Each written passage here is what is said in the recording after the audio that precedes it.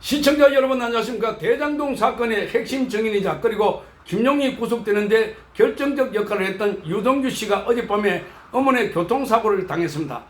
자, 그래서 병원에 입원을 했는데 오늘 퇴원을 했다고 합니다. 자, 유동규 씨는 어젯밤 8시쯤 서울에서 지인과 저녁 식사를 마친 후에 대리 운전기사가 운전을 하고 있던 자신의 승용차를 타고 가천에서 의왕고속도로에 올라와서 경기도 화성 자택으로 가던 길이었습니다. 자, 의왕 톨게이트를 통과한 지 얼마 지나지 않아서 유동규 본부장은 뒤에서 달려온 8.5톤 트럭에 추돌당했습니다. 그래서 3차로를 달리던 유동규 차량은 그 충격으로 180도 회전하면서 1차로로 튕겨나갔고 중앙 분리대를 들이받은 뒤에야 멈춰 섰습니다.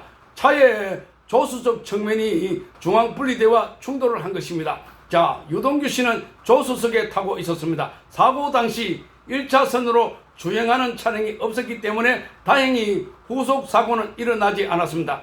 자, 유동규 씨는 지나가던 차량의 신고로 출동한 119 구급대에 의해서 인근 병원으로 후송이 되었습니다.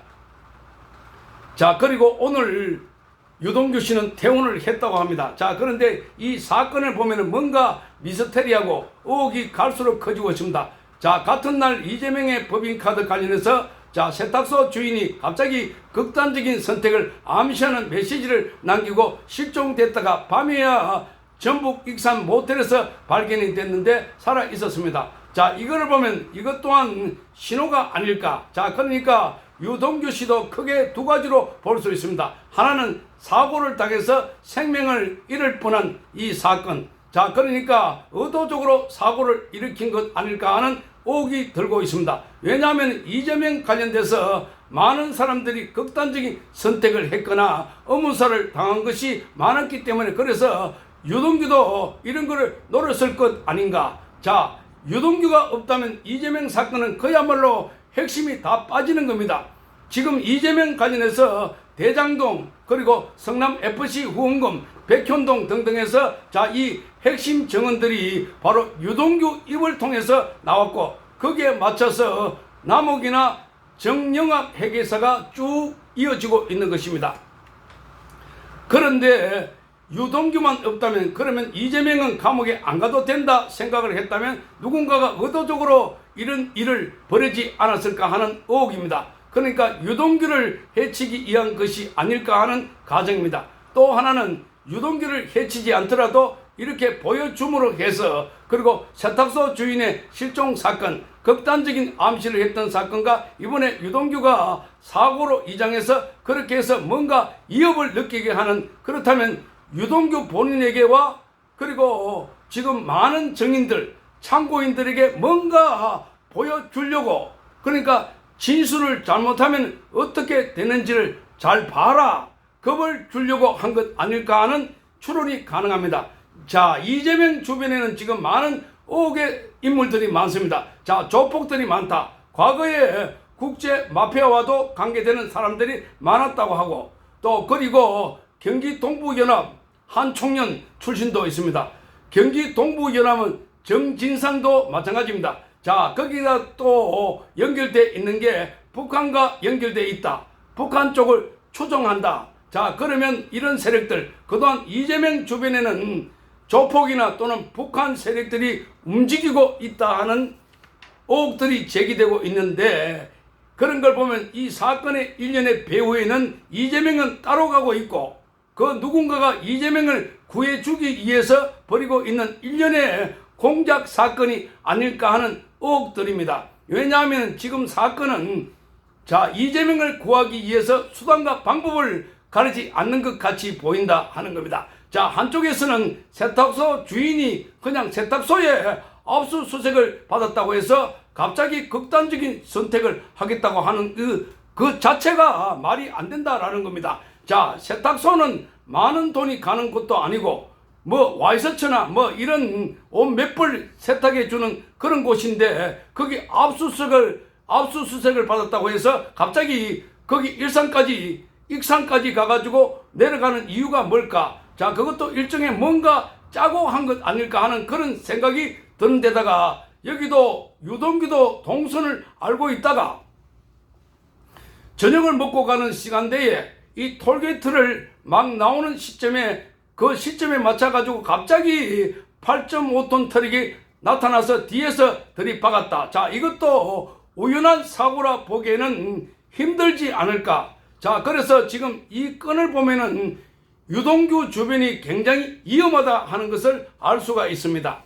자, 그래서 지금 유동규 주변에는 빨리 경찰이 붙어서 신변 보호를 해줘야 되고, 자, 유동규 동선 곳곳에서 보호를 해줘야 된다. 자, 지난번에 이재명 관련해서 이 법카 폭로를 했던 조명현 씨도 마찬가지였습니다. 본인도 생명의 위협을 느꼈다는 겁니다.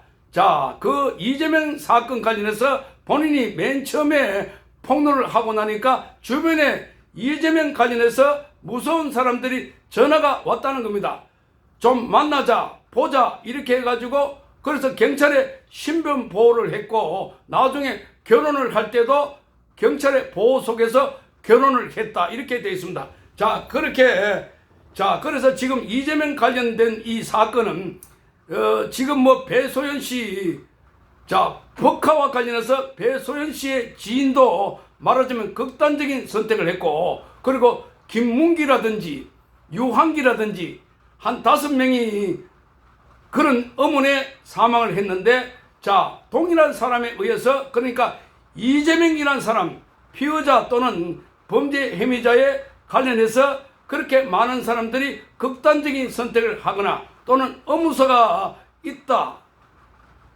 있다는 것은 정말 상상하기 힘든 일들이다라는 겁니다. 자, 거기에다가 자, 이번에 세탁소 주인 사건, 세탁소, 그리고 이 유동규, 급기야 유동규까지 덮치고 있다 하는 겁니다. 자, 이게 우연한 사고가 아니다 하는 이야기가 등장하고 있습니다.